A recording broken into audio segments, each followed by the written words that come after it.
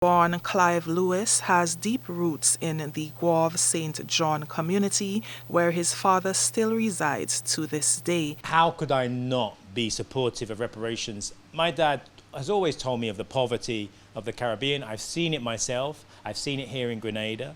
The struggles that people have, the unemployment rate, the lack of infrastructure, the vulnerability to an increased number of hurricanes which incidentally are happening because of the climate change, the increasing temperatures, which again are happening because of industrialization in those Western countries. Industrialization that was paid for off the backs of the enslaved here in Grenada. You couldn't make it up, really, and that's my kind of take on it.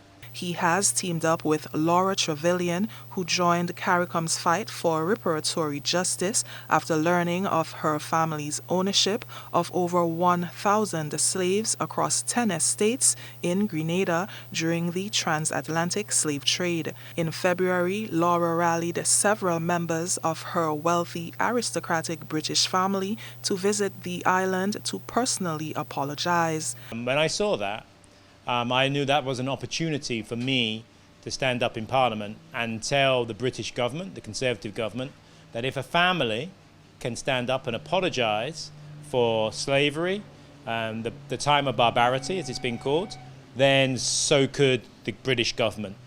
And from that moment, I embarked on a journey. I met the Trevelyan family, I met Laura, and since then we've been working together. The two visited the island last week in their quest to gather information to create a 6-episode, 30 to 40-minute podcast shedding light on the history of slavery, reparatory justice, and its direct link to climate change.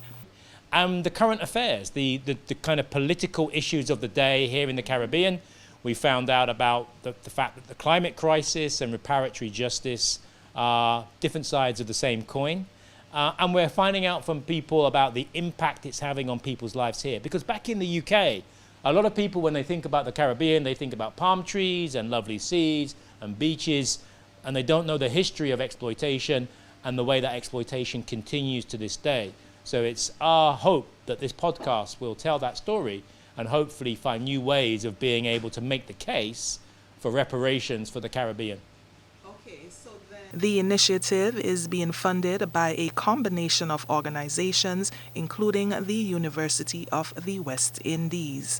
In February, Laura Trevelyan pledged to donate more than £100,000 to education projects as compensation for her ancestors' involvement in what is considered one of the greatest crimes against humanity.